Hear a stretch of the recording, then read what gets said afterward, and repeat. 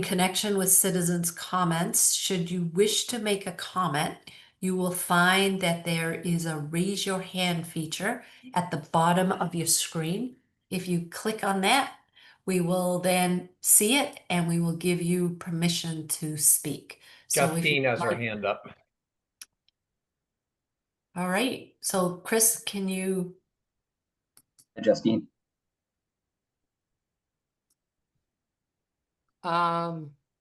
Hey, Justine. good Yeah, evening. can you hear me? Yes. We Yes, we can. can. Okay, terrific.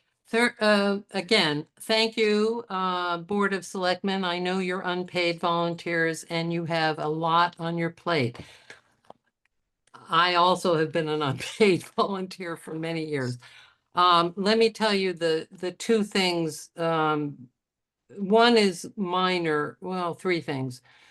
I just got a reverse 111 a few minutes ago about paving on Hartford Street. From my point of view, that's trivial compared to water issues in Dover. I would like to see some guard posts put in line about when you get reverse 911s, okay? That's just that just happened a half an hour ago. Second, as you know, I think my intersection, Haven Street and Center, has the most car accidents.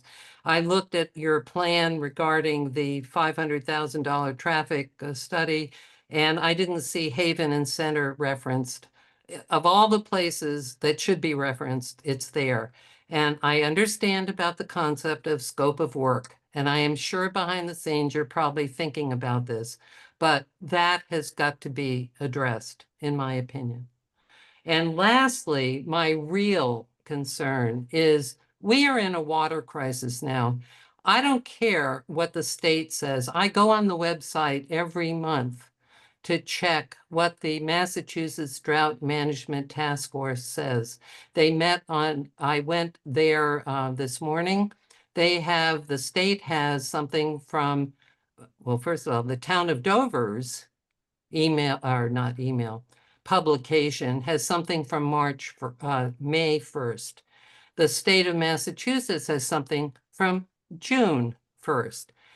And previous to yesterday, there was a meeting of the statewide drought management task force on July 9th. I see nothing on either the state nor the Dover website pertaining to the drought situation. And then yesterday, they had another meeting. As you know, I think Dover needs a place at the table. And I'm getting sick and tired. I'm sorry for venting, but about how we're not there. I don't think from what I know, I could be wrong. Maybe, Mike, you're going there every month, but someone needs to be there because as a gardener, I can tell you we're in a drought situation. I can't prove this because I don't have the information from the state nor from the town. But all I can say is I see some of my neighbors watering their lush lawns. I have 3 acres. It's not like Ryan and I are exactly immune, but we have, and I want to give you a compliment, by the way, for all this negative that I'm giving you. I think it's great that you have the town common showing how parched we are. You could do something else. Think about advertising. You advertise that we have ticks everywhere. Think about putting a sign up saying, water shortage, don't irrigate, look at the town common. And you've got a visible sign in front of you should use for advertising, in my opinion. I've noticed your DPW committee or group, they cut the grass very low. You should cut it 4 inches high like we do. We don't lose grass. We've never lost grass because my husband cuts high on the lawnmower. I think your DPW staff, from what I can tell, I'm not an expert. Maybe you get reports every day from them, but they seem to be out there very frequently cutting low. That's not the way you deal with a drought. I also look at the trees in front of Carroll Community Center that are dying. Those bags need to have water put in them every day. And even that is not sufficient. You have to water around the bags 10, 15, 20 feet around the bags, and they have to get at least 1 inch of water a week. So I see, I don't know who's in charge anymore of this, but I'm getting really depressed about our lack of focus. Focus, I guess is the word I want.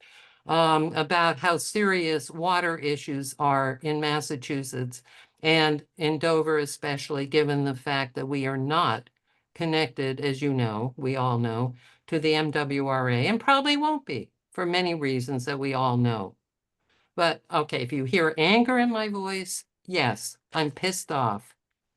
And someone's got to start paying attention to this, and not just Justine every month checking the Drought Management Task Force website and saying, who's dealing with all this? Now, granted, I am not on Colonial Water, or it's not Aquarian or whatever it's called these days. So maybe you guys who are getting notices all the time about do not irrigate your lawn.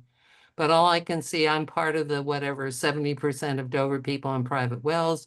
There are 3 homes on my street, and I'm not at this point ratting on anyone who are constantly, not constantly. So Justine, I do appreciate your comments, and we do have a bylaw, and as you are keenly aware, that bylaw relies on the Commonwealth of Massachusetts drought indications. We are looking at other things. This is not part of our agenda this evening. So, we appreciate your comments. We do take this seriously. We do what we can given our bylaw. It is part of our sustainability committee's mission. And again, we will add it to an agenda on another evening. But thank you for your comments. We do appreciate them. Again, this was citizens' comments, so Right. thank you. Thanks. So we will now move to item 1.2 on our agenda, and that's a discussion and vote regarding a letter of agreement between Langdon Environmental LLC and Dover for the implementation of an environmental monitoring program and inspections for the town landfill and transfer station. So Rob, just before we get to that, we skipped over the first one, which was the community center fees. Oh, my apologies. You, Well, the you first hit that item of button a little business. too quick. No, and I was thinking, I thought that was first, but it isn't. So the first item of business then is going to be a presentation by Mike and Mark, and they are going to present the Carroll Community Center rental fee proposal to the board. This has been reviewed, my understanding, by the Park and Recreations Commission, as well as the Council on Aging, and it's this combined recommendation that you'll be presenting to us. Yeah, great. Thank you, Robin. So in your packet, you'll see a fee structure. Colorful. Yeah, it's very colorful. It's great. It's very easy to follow. Thanks to Mark Right. for making it graphically pleasing to the eye. And I really appreciate Mark's work on this. So Mark did a few things, looking at other area community centers, understanding what the rates were, taking into account, as you can see, the different tiers of users. So everything from town departments to local nonprofit, school and youth groups, all the way up to non-resident groups, and tried to structure the fees accordingly. The reason we wanted to bring this to you tonight and make sure, this is kind of a chance for the public to see it, and I'll let Mark to speak a little bit to it, but historically, the Carroll School at the time did charge a very nominal amount for rental fees, but did not, recoup any sort of costs and did not take into account the staffing to be in the building, particularly at nights and weekends. So as I understand it, previously residents were authorized to have access to the building. There were no town employees or staff. Mark shared some stories about, kids. I don't know if I'll use the word vandalism, but I guess excessive practical jokes and having access to the building. So things that we don't want anymore. This is a beautiful brand new building, and we want to have proper access, proper supervision and use of the building. So the fees reflect that, including particularly the Saturday and Sunday rentals, which require a custodian fee. And so you'll see that reflected on that first part, the very bottom of the first part. And that's on top of or in addition to the hourly rental fee. So, Mark grouped it by room. It's kind of based on the size of the room, the use of the room. And so, Mark, I don't know if you have anything else to add or if the board has any questions, we're happy to talk through it. No, I would just add that we want to obviously encourage the community to use the new building. So we want to make sure that these resemble that. And like Mike said, it's based on square footage. So for example, for the tier 2, each space we try to keep between 2 and 4 cents per square foot. So just to give kind of a general idea about the fees. And there is a discount in the past. There were discounts available. I don't think it was thought through entirely in the past for the old building about the discounts, but we tried to do it a little more clear and easy to understand, just in terms of if there is somebody who's going to rent it 5 or more times or over 10 times throughout the year, that they would get a discount on that fee for the use of it. So yeah, we're trying to just make it a clear system that the public can understand, and we want to obviously make sure that the building is being used. But glad to answer any questions if anyone has. Right. So I think what is different about the community center versus the old Carroll Community Center is, in the old Carroll Community Center, there was also space where businesses rented space from us. And that is not what we're planning to do here. The space in the community center is 100% for the community and community programs that are sponsored by different town organizations. And these rentals this rental schedule is solely for town sponsored types of events. Is that correct, Mark? Yeah, so yeah, exactly. So community groups, residents can use it, Right. whether they're holding an event or a party. But yeah, so get away from kind of the commercial business ventures that are renting it and then selling tickets or selling, charging a fee for people then to come into that space. So kind of subleasing it almost. We're Right. trying to get away from that, but more focus on community and community groups and community. Yep. Right, and I also see that we've added the requirement that weekend rentals require a custodian fee, and that makes a lot of sense because I think even from a liability standpoint, we are better served to have, we need a town employee to be in the building when it's being rented out. So I think that makes a lot of sense to include that fee. And I think And that is Mark, that did a you- flat fee or an hourly fee? so right now, the custodian fee is just a flat fee based on, we're required to have a staff come in a minimum of 4 hours. That's what it's based off of. But yeah, I think that's the biggest change. Just making sure that renters are aware it's no longer kind of just you get a key and you have the whole building to yourself and you can do whatever you want. Okay. So I think that's the biggest change. And that was another thing that I want to make certain of. We are not going to provide anyone other than employees that work in that building with access to the building in the form of a key or card or something like that. Is that correct? Yeah, Correct. so in the past, yeah, they used to go to the police station and grab a Right, key and right. open the building. But yeah, so that would no longer happen. But yeah, it Okay. would just but a little different. Also, there's operating hours. The old building did not have actual operating hours, so we'll obviously post those operating hours. Some of it will change based on season. But yeah, so I think it'll be a little clearer for residents to understand operating hours of the building when it's Okay. open. Before. Okay. So that's a good segue into my question, Mark. I'm wondering, did you consider different rates for operating hour events and outside of operating hour events? And what about custodial fees for evening events during the week? Yeah, so the idea is during the week, there would be staff on site whenever the building is open. For example, if the building is open until 9 o'clock, then obviously there'll be staff here.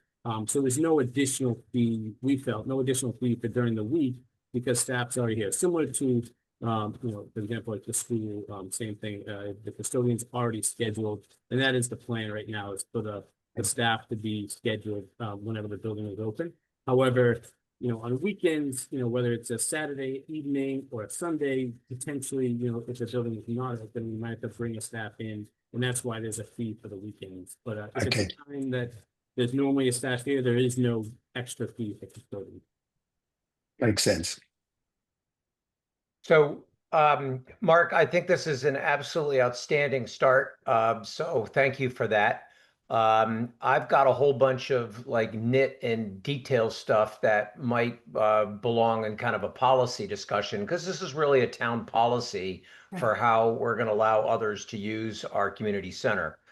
The first one is, instead of setting this fee schedule and then having some future Board of Selectmen look at it 15 years from now and go, wow, we really need to increase our fees, I'd like to suggest that we add the Boston CPI and apply it each year to these rates so that we are staying current with inflation.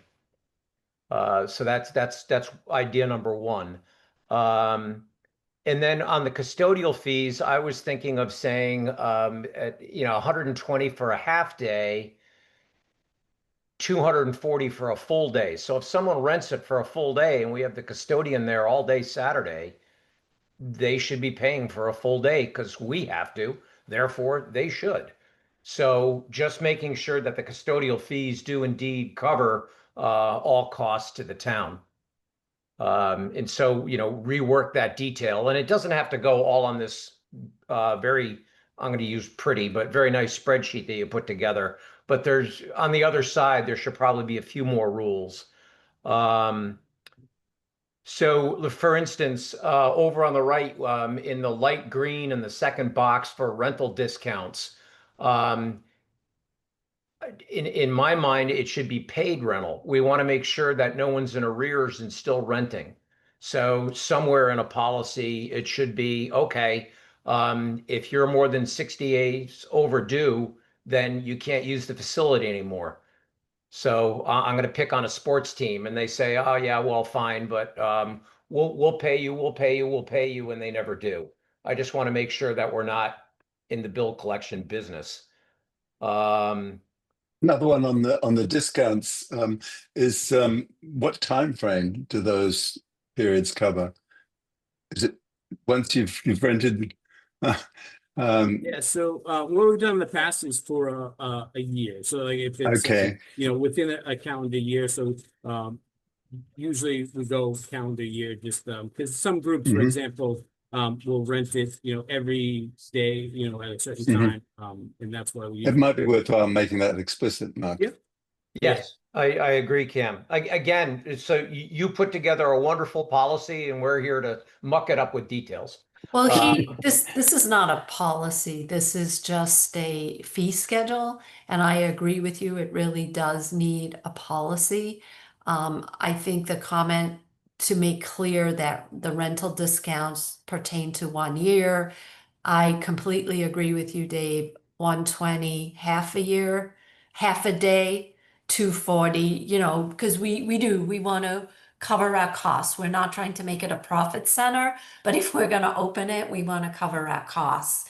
And we should, I think it's an excellent idea to target this to an increase in inflation, or at a minimum, an annual review of the rates to look at, whatever benchmark we use to set these up. Mark, was the 240 based on time open, or was it based on the fact that you'll pay double time on Sundays? It's double time. Yes, it's based on Right. double time on Sunday. However, some of that's affected by scheduling of the staff and whether or not Yeah, so that was based on double time though, just to make sure we can cover that. But I agree in terms of we're finalizing an actual policy, so I agree. A lot of these are coming to a policy. Yeah, this is just kind of the rental fee schedule, but I can share with Mike and the board kind of a policy that's we didn't have one before, and we're kind of just highlighting a few items that would be all That of would be great, because then I'll skip, I've got a few more comments, but I'll skip them for that. With one exception, the only fee on here that I think is a little light is tier 4 for the gym. And I say that because I belong to another organization and they charge $500 flat fee just to rent a room. And it's not nearly as big and as nice as the gym. So for outside Dover, events hosted by non-residents, out of town nonprofits. So now this is filler. And I think that tier 4 might want to be bumped a little bit more. Just so we just don't get in. I mean, I'll make this up. The Natick Park and Rec's going, hey, that's a great deal. We'll rent the whole thing. So, obviously I'm being absurd for effect, but I think you understand my point. Yeah, and it's something that I know the Park and Rec Commission, we discussed that specific price and we just had to also, in the area, 100, 125 for a gym, 150 for a gym is normal, should go a little higher. That's also for a full-size gym. We do not have a full-size gym. Ours is about a little over half of the gym. So that's kind of why we fell on that or decided the price, but it's definitely something we should look at the increase. But just so everyone knows, it's not a full-size gym, so that's why it is a little less than what we would see at full-size. But it's also a brand new, absolutely, sparkling, 100%. clean gym that doesn't smell because it was built in 1842. Sorry, just waxing on. Mark, it's your bailiwick, but if you're going to actually develop a policy and then we can review that for all these nits, that would be terrific. And again, thank you for doing this. Right, and Mark, I think the gym, because the high school and middle school rent out their gyms, which are full-size gyms, and this seemed in line with what they were renting their gyms out for.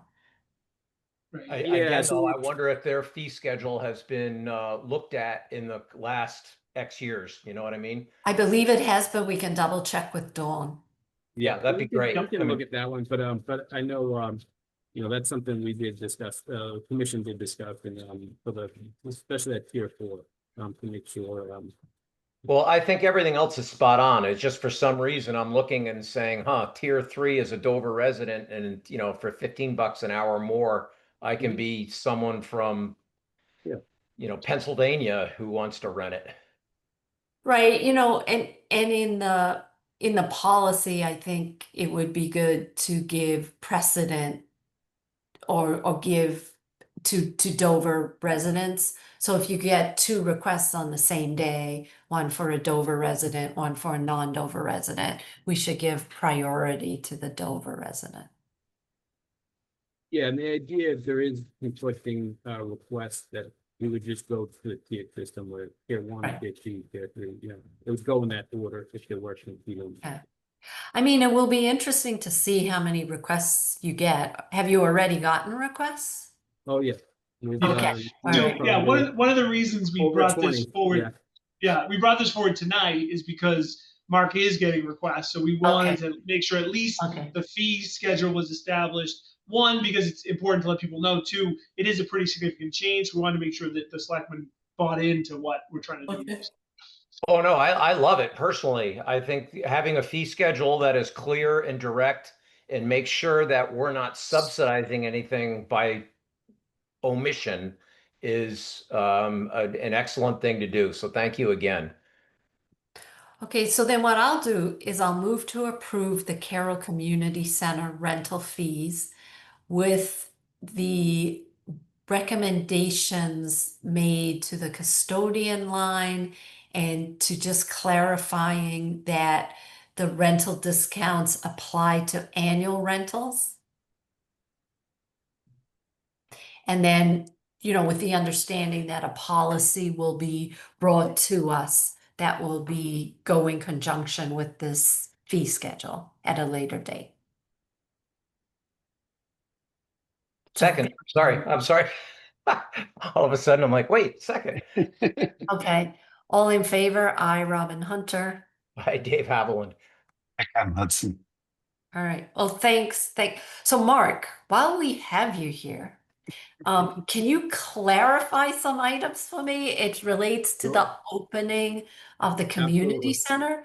So I know, so I'm a little bit confused as to whether Dover Days, which is September 13th, I believe, is the hard opening, well, the official opening of the center or not. Yeah, so the plan and the idea is for that day to be the grand opening. Okay, for, will there be a ribbon cutting and things like Yes, that? so we'll Okay, include a all ribbon right. cutting. So we've talked with Chris and Janet and myself and Ruth Townsend from the building committee have met and we'll meet again here shortly. But yes, the idea is to have a ribbon cutting on that day, just with Okay, the hope that you know, for many of the projects that here and final things can be buttoned up. And the idea is to have a grand opening week after that. So we'll start on that Saturday. And for the remainder of that week, we want as many people to come into the building as possible. So okay, that'll include kind of free programming and ways to get people here of all ages into the building. So that will follow Dover Days. There will be, you know, as we get to the beginning of September, we're, you know, still unpacking boxes here right now. So we still have lots to unpack, but the idea is over the next few weeks to unpack, and then you know, early September, we can have it ready to go. okay. It might be a good idea to put that in the newsletter, Chris, because a lot of people are asking when is it going to open, and we've all, I think, been rather vague about it up until now. Right. Yeah, And this is no, very helpful to me because I'm supposed to be well, I will be in Chicago on the 12th, which means I need to fly home in the evening of the 12th. Because after You should be 30 here for Dover years, Days I anyway, am Robin. not missing the official opening of the community center. if I may, just to quickly comment on the rollout of this, as Mark mentioned, you know, we met with, you know, internally and shaped up some of the ideas for that day. And we're planning right now, in conjunction with all the parties, a full rollout communication wise, well ahead of the deadline to want to Excellent. make the announcement officially, but also kind of build the excitement and the enthusiasm for this big project. I'm very excited. Yeah. And then we Now, will did be you, directing from our booth everyone over to the community center, right? Have you seen it yet? Have you seen it yet? Mark, you might, you know, I'm guessing you might do something similar. Yeah, we're gonna try to. We got some plans to offer some tours that day, and then again throughout that week. So I know some people might not want to be around, you know, that many people. So early that week, we'll also have some time for tours for people to come through. And but yeah, I think it'll be a great time for people to see it that day, and we're excited. So I know, speaking of for COA and Janet and myself and Parks and Rec, we are excited to get people here and to experience the building. and the building committee Yeah. and residents of the town and No, but there is another, not a shout out, but a sincere thank you to Mark because you've taken on a lot of additional tasks. That's a nice word. That's nice and broad. Additional tasks relating to the opening of the building and everything that has gotten us to this point. So from all of us, thank you. Indeed. Very Thank you, welcome. Matt. Yeah, you're very welcome. very exciting. And thanks for the clarification. I will now book my flights. Yes, we would appreciate everyone to be there. Yeah, if you Yeah. can. All right, sounds good. Thanks, Mark. And so now we'll go to item 1.2, which I thought was item 1.1, and that is to vote the letter agreement between Langdon Environmental LLC and Dover for the implementation of the environmental monitoring program and inspections for the town landfill and transfer station.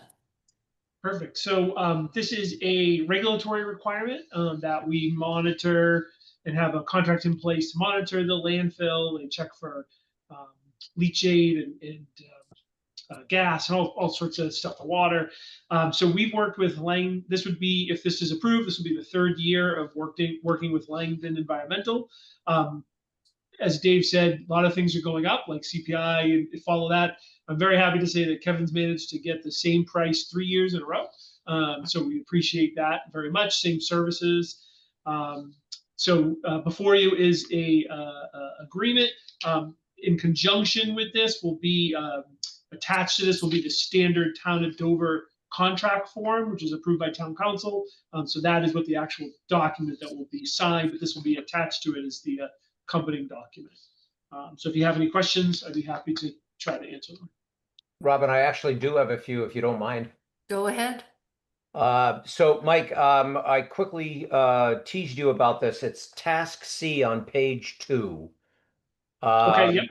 Number 1, it says that they assume that the PD operator will continue with their part of this. Is that assumption valid? Do we know that the PD operator is going to be testing on their part of the site? And I don't need an answer right now. But again, I read that and I'm like, well, do we know this? Because it says assumption. Whenever I see assumption in a contract, I go, well, so that was one. On the last page, they talk about PFAS. Is this something, because it says it's not included, do we want to include it or do we specifically not want to include it? I don't know. But that was something that it says does not include any lab analysis for PFAS compounds in the water quality test. Right. Yep. So the reason I believe that's there is right now. So again, this is a regulatory requirement. PFAS is not part of the testing that DEP requires for landfills. Yeah. I think there's been some discussion on whether or not that should be added at a state level.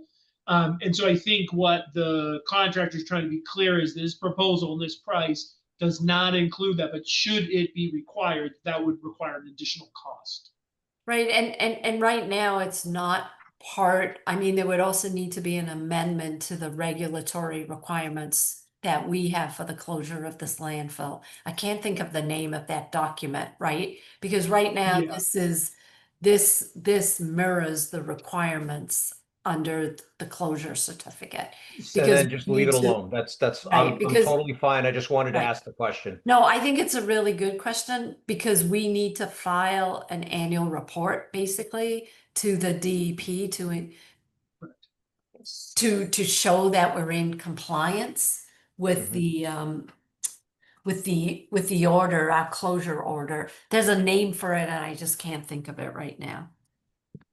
So And- I'm assuming that we are happy with the services they've been providing for the last 2 years if we're prepared to do it again. Is that correct? That's correct. Yes. And then the other thing, which is a total nit, but it's just not stated, is when is the money due?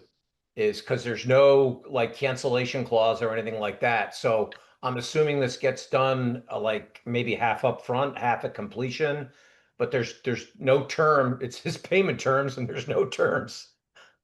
Okay. Yeah. I will clarify that. I believe we receive a bill after each round. I think there's 2 rounds of testing, I believe. Yep. But I'll confirm that. Yeah, it's fine. I mean, you know what I'm after, Mike. Nothing's going to be held up at all. But these are just questions that we should probably get answered. Absolutely. Thank you. So those are mine. Thank you. Okay, so then I'm gonna make a motion. I move to approve the letter of agreement dated July 29th, 2025 between Langdon Environmental LLC and Dover for professional services related to the implementation of the environmental monitoring program and inspections for the town's landfill and transfer station. Second, All in favor? I, Robin Hunter. I, Dave Haviland. I Cam Hudson. So that's it. It's the monitoring program. That's what I was looking for. So the next item on the agenda is item 1.3, and this is somewhat of an administrative item. So the Metropolitan Area Planning Council is basically the regional planning councils that serve cities and towns of Greater Boston. And each city and town, they work together to develop an annual work plan of priorities. And the way this works is it's governed by representatives from each city and town in the region who represent their city or town's interests.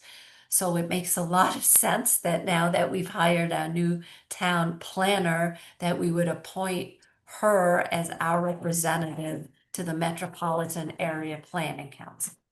And this is what we're gonna do here. Did I get that right? You did. The only thing I just wanted to add is we're very fortunate that our new town planner is very familiar with MEPC, has participated with them. And, over the years, I think due to staffing and other things, Dover has had intermittent participation. But I think it's great for us to have a voice. They also have a number of both grant opportunities, but also assist with grant writing. As we know, we don't have a grant writer, but MEPC does offer that service. And in fact, I actually had a call with them earlier this year as the sustainability committee was trying mightily to get a very last minute grant application in for a climate action plan. Unfortunately, we were just too late, but that is a service that they assist with, just as one example. So it's a great group, and I think having Melissa there will be a real benefit to Dover. Yeah, I mean, Melissa's experience is really a breath of fresh air. She is very quickly becoming very valuable to the town with all the experience that she's had in planning and the various things that she's done before. And the same thing is true for Joanne, the town treasurer. It's really great to have seasoned professionals here bringing what's Value. worked well for them at other communities to Dover. It's really, we've really upped our game in the last few months. So it's nice to see the energy in the townhouse. So in accordance with Mass General Law, Chapter 40B, Section 24, I move to appoint Melissa Santucci Rossi as the Town of Dover's representative to the Metropolitan Area Planning Council for a term ending on June 30th, 2028. Second. All in favor? I, Robin Hunter. Hi, Dave Haviland. I can, Hudson. Excellent. So now this is somewhat my favorite section of the meetings. It also demonstrates to the town that we actually do something as selectmen. We don't just attend these meetings. So I wanted to give a little update first on what I've been up to, and then each of you should also present what you've been up to. So I have gotten to know Melissa quite well. She and I have spent some time together, just talking a little bit about the MBTA Communities Act town meeting, some of the experiences that she had at town meeting, what kinds of things we might want to think about doing a little differently in Dover. The hardest thing for her, she was saying, is she's only been here 4 weeks and she doesn't really know the town well. Like, she understands her job really well, so she's struggling with how to apply what she knows to the town of Dover. The MBTA Communities Act is a really heavy lift for the planning board, and I think Melissa coming on when she came on has been really helpful. As the liaison to the planning board, I've been spending time with Carol Lisbon as well, just trying to figure out what the right approach is to getting the information out there. So right now, Melissa worked on putting together an executive summary, but as she joked with me, it's 10 pages long. So is that really an executive summary? But the document is excellent because it really is a phenomenal consolidation of everything that's been done in the town for the last 3 years with respect to MBTA communities, as well as the requirements of the law. But if we just sending that out in and of itself to households, unfortunately, I think 80% of households are going to throw it in the trash. And we really need them to focus on that. So we brought Chris and Mike into the fold as well. And Guilfoyle is going to try and help us because we need that. I would encourage every resident to read what the final executive summary is, but it is a very long document, and we need to figure out how to pull out critical science sound bites that are facts and not myths and educate the town. Because the more education we get out there before town meeting, the better served we're going to be, which is now going to be my plug for every board and committee really needs to attend the the meeting that the planning board is sponsoring on the 18th for each board and committee to learn and think about questions that they have. And then the final public information session on September 8th is going to be very helpful to us. And I would very much encourage all residents to attend that as well. And that's going to be, both of those meetings are going to be really helpful to us and the planning board in trying to understand what the concerns are of residents and make sure that we address them in presentations that we make at town meeting and things that we send out prior to town meeting to try and educate citizens of Dover. Because as I keep saying, this is the law, and the cost for non-compliance is very high in terms of dollars. And we need, it's no longer threats. We have seen in action the funding that gets taken away. And we need to comply with the law. So it's important that residents understand what the law is and what the cost for non-compliance is as well. Agreed. Couldn't agree more, Robin. So because I was the liaison last year, Right. today I literally sat down in a fit of, I just wanted to write it. So I started typing a possible Board of Selectmen viewpoint. And Excellent. I sent it to Carol and asked her to verify the facts and timelines and dates. And then I'm going to give it to Mike to give to you, Cam, and you, Robin, to, is this a good starting point? And you may say no and throw it in the trash and write your own. That's fine too.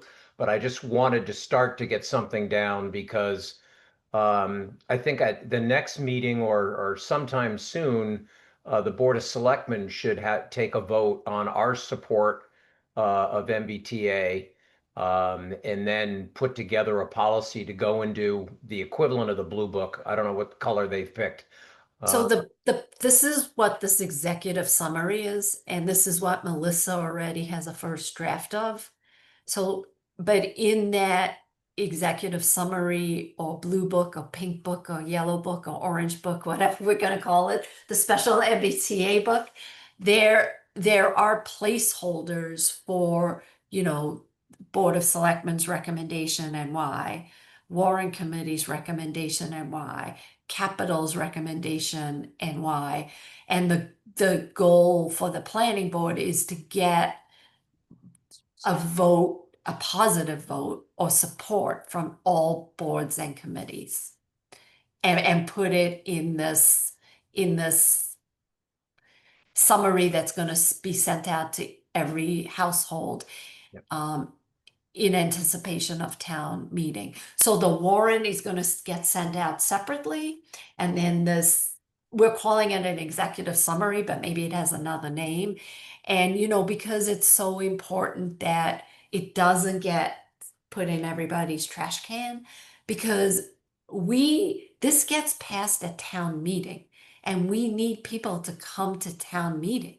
So we need people to pay attention, and they need to recognize how important this is to the town of Dover.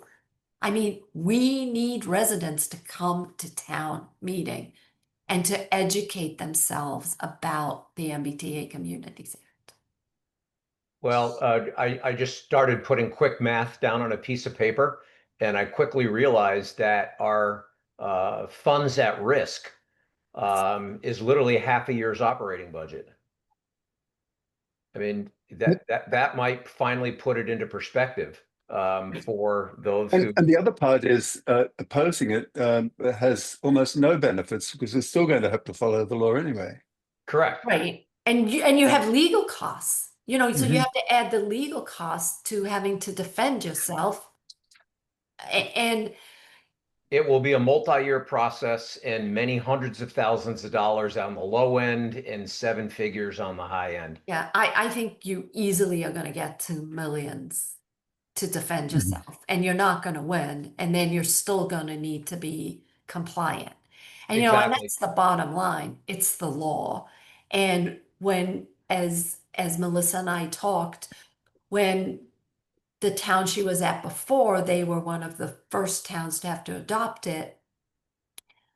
You know, taking funding away was a threat. It's not a threat anymore. It's a reality. And No. the list of types of grants that are in the actual Mass General law has expanded since then. The legislator has just included Chapter 90 funds. We know Marblehead voted no, and they're in a pickle now because they signed contracts for certain projects to get done, and they don't have a way to pay for it now because their funding was taken away. So Yeah. it's very real. It's not a threat anymore.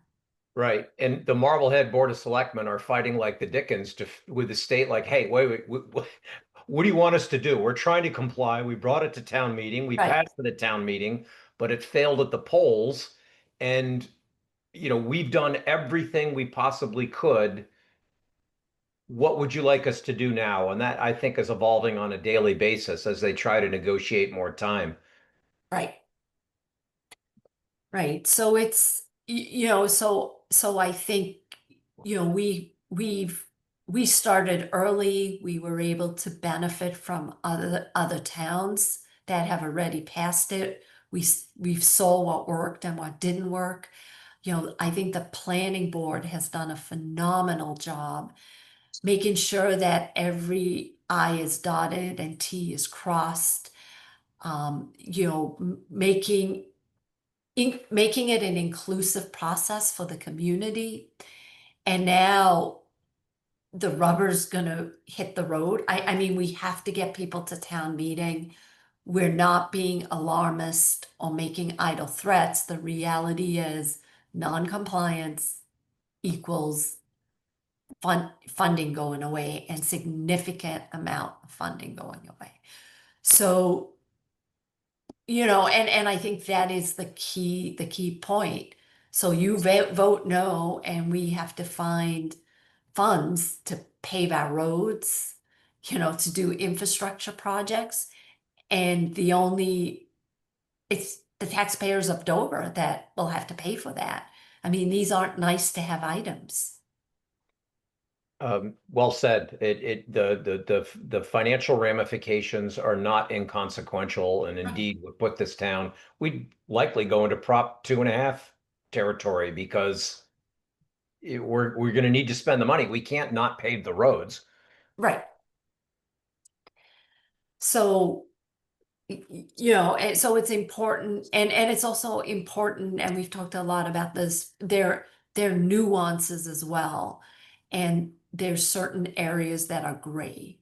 Like when you look at the 14 communities last I looked that were out of compliance. So what does that mean?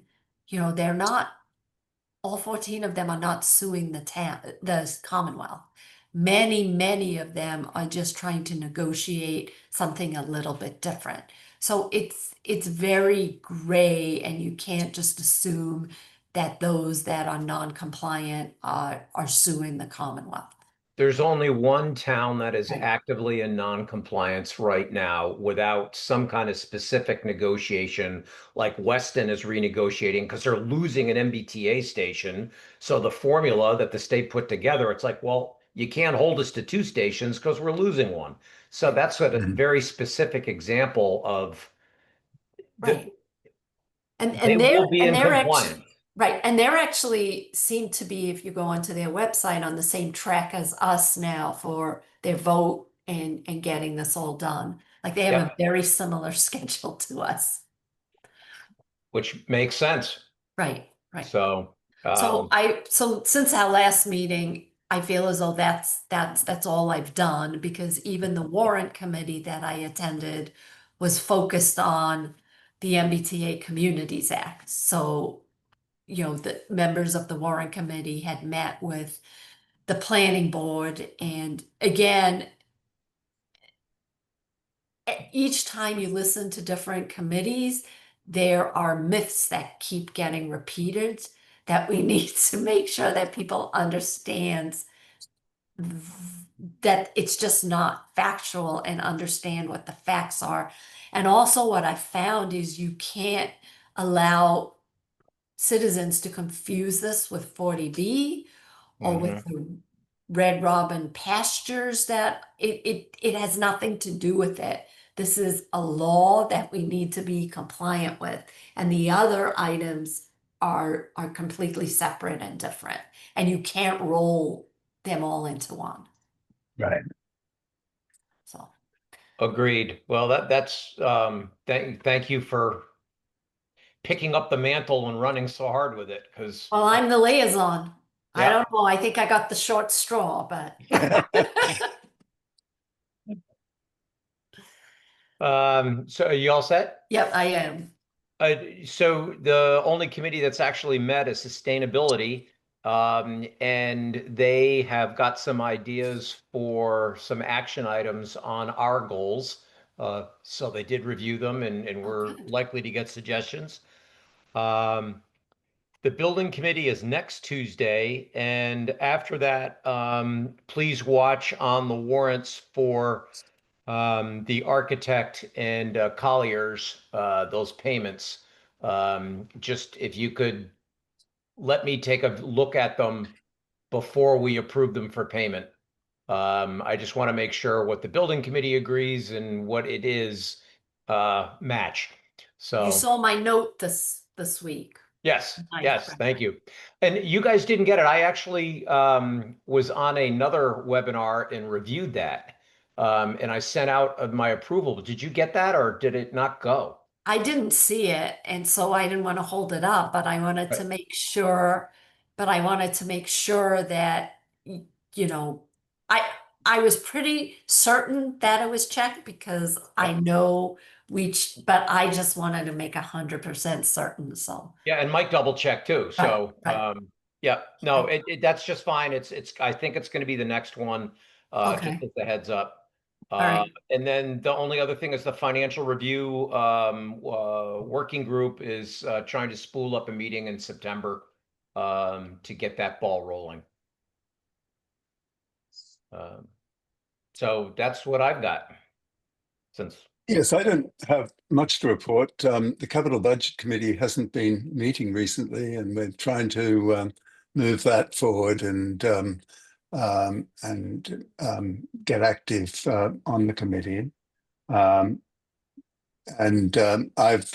been in the unfortunate position of just missing the Open Space Committee meetings through other things going on.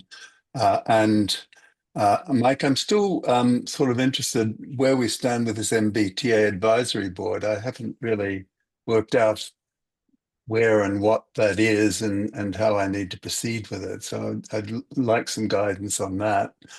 And then their conference is in Ireland. and our contract negotiations seem to be still going on. And the cross street stuff is still hasn't really got going yet either. So I'm sitting here without very much going on. So I apologize not to have much to report. I would have liked that kind of a summer. It's Yeah. just we're trying to get ready for the Yeah, well, the MBTA MBTA, is right. where it's all at, right? Don't apologize, things will kick in. And I think, with respect to the Capital Committee, this is a great year to be on Capital, because the Collins Center, as part of the project, is going to be doing a lot of the heavy lifting. So, Right. and it's just going to be wonderful to see how that process rolls out. So, Yes. Indeed. Mhm. so I don't know, We're gonna Chris, learn a lot. if you have anything to report on that? Yeah. I don't have anything to report on it, but Mike, Chris, Chris, yes. yeah. Sorry, did you ask me? I didn't mean to Yeah. butt in. Yeah, no, we've actually we extended the deadline for the submission of the Mhm. request for the 5 years. Okay, I have been pretty active with some of the larger volume departments in terms of requests. I'm pretty pleased with thank the you. work that everybody's put in so far to really make these requests as comprehensive and as detailed as possible. So we're hard at work at it. Everyone's really putting extra effort in really over the summer and outside of our normal timeline to make this happen. So thank you Great. to everybody who's filled in those forms, and the next step is putting it all together and really starting to break it down so we can put together a complete package for release to everybody in the town. Well, thank you, Chris. It's very exciting. I'm really excited to see how it works. So, any more updates, or can we turn it over to Mike? I'm all set. Thank you. Okay. I'm all set too. All right, thank you. I just had a couple. One, the committee didn't meet, so Dave didn't mention it, but I did want to just mention the fire chief search continues, and the board of fire engineers are scheduled Monday to interview final candidates. So again, something else very exciting. Hopefully, our first full-time fire chief. So keep an eye on that. We'll keep you updated as that moves forward. I'm just looking through my notes, Robin. I think we out talked MBTA with the exception of just because people catch bits and pieces on Facebook or YouTube. I just wanted to reemphasize the important dates for the general public. So September 8th is the planning board public hearing, and then special town meeting is on September 29th. So we just can't hammer those dates home enough. So we'll just keep doing Right, it. and there've been really nice little colorful cards that have gone out on the unofficial Dover Facebook page, the Dover Facebook page. So I think those are great because they just pop up in your view, and it's just a reminder that of those two really important dates. Right, absolutely. And then the only other thing I wanted to mention is the town of Norwood has put together a campaign. They're calling it Finish Norwood Hospital. So since my time here, just 2 years, Norwood Hospital has been closed. But my understanding is when it was open, it did get some use by Dover residents. Even though we have other hospitals available, I guess that was in use. So they've been asking communities that were within their general area, including Dover, to share that they are looking to hold a rally or a gathering on September 6th from 11 to 12, advocating for finishing the building and reopening Norwood Hospital. So we just, as a courtesy to our fellow staff in Norwood, we just wanted to share that. So again, Saturday, September 6th, the Norwood Town Common Gazebo, 11 to 12. It coincides, we talked about Dover Days, it coincides with their Norwood Day. So you could enjoy those festivities as well if anyone's interested in attending. So just wanted to pass that along. I'll let Yeah, you know if just they to- have ducks. Okay. and just a reminder that it shut down because of that flood. Blood. Correct. That's Because right. I think our EMTs sometimes would go to Norwood and sometimes would go to Needham. I think that's true. Yeah. Right. And the building, at a minimum, there's a very nice looking shell of the building. I truly don't know in terms of the inside what's complete, but their goal, the region's goal, is to get that open and running again. So Right. I mean, it would really help, with all the regional hospitals closing down, the ERs around here. I don't know if anybody has been to the ER. I mean, they are packed. There are people in hallways. Is there really a do admire 20-second those. synopsis on what's holding up the Norwood Hospital? I mean, is that owned by the private venture folks, or is it? I don't know where it stands and what's holding up the reopening. That's a great question. There is a website, finishthejobnorwood.com. There's a lot. It looks like there's quite a bit of resources on there. I'm trying to quickly find if there's like a current update. Don't worry about it, Mike. I can do that. I'll Google it. Okay, yeah, but take a look. Yeah. Yeah. All right, so then, thank you, Mike, and I hope you got some rest on your vacation. Thank you. Yes, I did. Oh, that's right. How was it? It was I great. totally forgot. I might have. I've told everyone this. The best part was not having an alarm set. It was just wonderful to wake up whenever you felt like waking up. It was nice. All right, so I will move on to the consent agenda. So in the consent agenda, we will approve 2025 special one-day liquor licenses for July. Some of them are retroactive. July 24th, 29th, 30th, and 31st. And then August 1st, which is retroactive. Then August 9th, 12th, 14th, 16th, 17th, 18th, and 30th. And lastly, September 25th. So It must be party time in Dover. I guess so. I am going to, and don't forget, everybody, we need to go to the townhouse to sign these. And if it's a Friday, remember it's closed. Yeah, So so I move- don't come till Monday. Yeah, right. I move to approve the consent agenda as presented. Second. All in favor? Aye, Robin Hunter. Hi, Dave Haviland. I can, Hudson. All right. And we probably should take pity on Mona and give her some time on Monday morning to get them all together. Oh, no, I'm going to be there 6 a.m. I'll meet you, Actually- Robin. I'll bring coffee. Actually, I'm going to be in Europe, so I won't be able to get there this week. But I think you only need 2, right? That's right. Yes, Correct. just do. So we're good. All right, Cam. So it's you and I I'll get be to on. hold Luna up here. This is our big chance. So A coup is in the making. Be my guest. it's our life. We can choose to end it any way we see fit.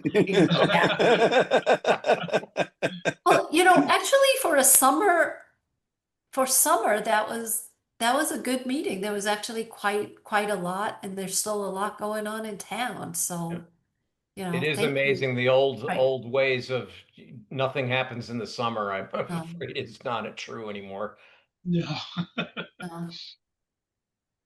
And thank you to everybody and the staff. I know many of you are taking time off, which you should, and it's just great to see the camaraderie and people covering for one another and just everything getting done. So thank you to Yes. all the staff. And with that, I am going to make a motion or Move to adjourn. to adjourn the meeting. I'm tongue-tied. Do I have a second?